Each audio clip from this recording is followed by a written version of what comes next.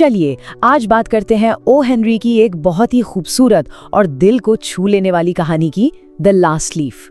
ये कहानी है उम्मीद की, कुर्बानी की और इस बात की कि कला में कितनी ताकत हो सकती है।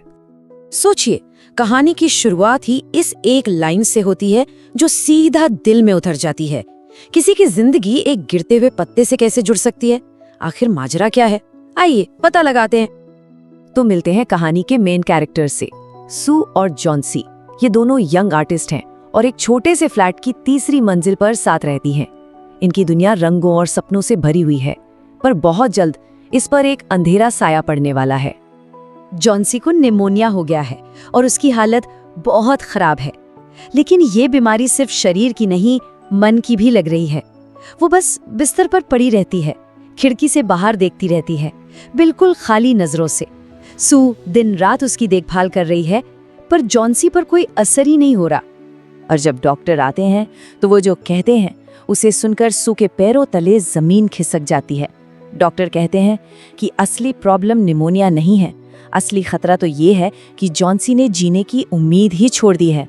उसने मन में ठान लिया है कि वो ठीक नहीं होगी, और अगर कोई जीना ही ना चाहे तो दवाइयां भी क्या कर सकती हैं।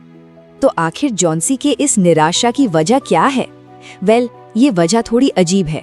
ये है उसके कमरे की खिड़की के बाहर दीवार पर चढ़ी हुई एक आइवी की बेल, जो उसकी नाउम्मीदी का सिंबल बन गई है। एक दिन अचानक सू सुनती है कि जॉन्सी कुछ फुसफुसा रही है। वो देखती है कि जॉन्सी बाहर उस बेल पर लगे पत्तों को उल्टी गिनती में गिन रही है। हवा चलती है, एक और पत्ता गिरता है और जॉन्सी की आवाज और भी धीमी हो जाती है।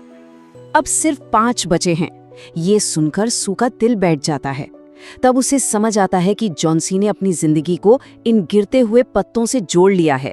उसने अपने दिमाग में ये बात बिठा ली है कि जिस पल आखिरी पत्ता गिरेगा, उसी पल उसकी सांसें भी रुक जाएंगी। जॉन्सी ने तो जैसे पूरी तरह हार मान ली है। वो सू के लाए सूप को हाथ तक नहीं लगाती, किसी बात का जवाब नहीं देती। बस एक ही जिद है, उसे उस आखिरी पत्ते को गिरते हुए देखना है, जैसे वो उसकी मौत का कोई इशारा हो। अब सू बेचारी पूरी तरह से हताश हो चुकी है। मदद के लिए वो भागकर नीचे वाले फ्लोर पर अपने एक पड़ोसी के पास जाती है, जो इस कहानी का एक बहुत ही अहम किरदार है। ये हैं बेहरमन, एक 60 साल के थोड़े गुस्सैल से पेंटर। उनकी जिंदगी का बस एक ही सपना था, एक मास्टरपीस बनाना, एक ऐसी पेंटिंग जो उन्हें हमेशा के लिए अमर कर दे। पर अफसोस, वो सपना आज तक बस एक सपना ही था। सू रोते रोते बेहरमैन को जॉन्सी की सारी बातें बताती है। पहले तो वो बूढ़ा कलाकार बहुत गुस्सा होता है, चिल्लाता है कि ये क्या पागलपन है। लेकिन उसके सख्त बर्ताव के पीछे एक नर्म दिल भी है। वो फौरन सू के साथ ऊपर जॉन्सी को देखने चला जाता है। और फिर आती है वो रात, एक भयानक तूफानी रात। बर्फीली हवाएं चल रही हैं, जोरों की बारिश हो रही है। सबको यही लग रहा है कि अब तो वो आखिरी पत्ता किसी भी हाल में नहीं बचेगा। सुबह का इंतजार बहुत भारी पड़ रहा है। सुबह होती है, जॉन्सी जिद करती है कि पर्दे हटाओ। सू का दिल जोर जोर से धड़क रहा है। कांपते हाथों से वो जैसे ही पर्दे हटाती है, दोनों की आंखें फटी की फटी रह जाती हैं।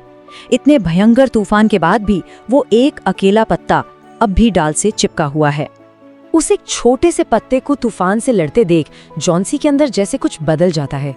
उसे एहसास होता है कि जब एक बेजान पत्ता हार नहीं मान रहा, तो उसने इतनी आसानी से अपनी जिंदगी कैसे छोड़ दी।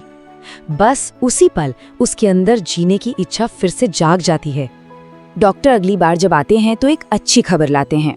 वो कहते हैं कि जॉन्सी अब खतरे से बाहर है। लेकिन कहानी में एक दुखद मोड़ भी है। डॉक्टर बताते हैं कि नीचे रहने वाले बेहरमन को भी निमोनिया हो गया है और उनकी हालत इतनी नाजुक है कि उनके बचने की कोई उम्मीद नहीं है।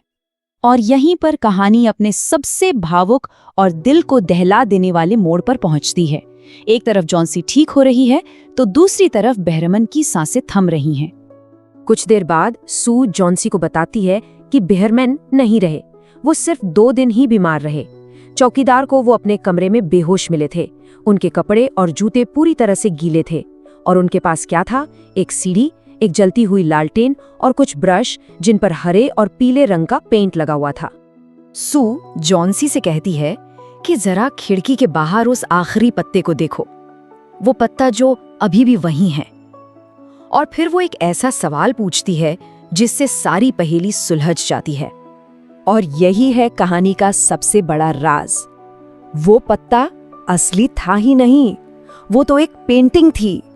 बहरमन ने उस तूफानी रात में उस ठंडी दीवार पर उसे पेंट किया था ताकि जॉन्सी की उम्मीद न टूटे। आखिर में उन्होंने अपना मास्टरपीस बना ही लिया, एक ऐसी कलाकृति जिसने किसी की जान बचाई, भले ही उसकी कीमत उन्हें अपनी जान देकर चुकानी पड़ी।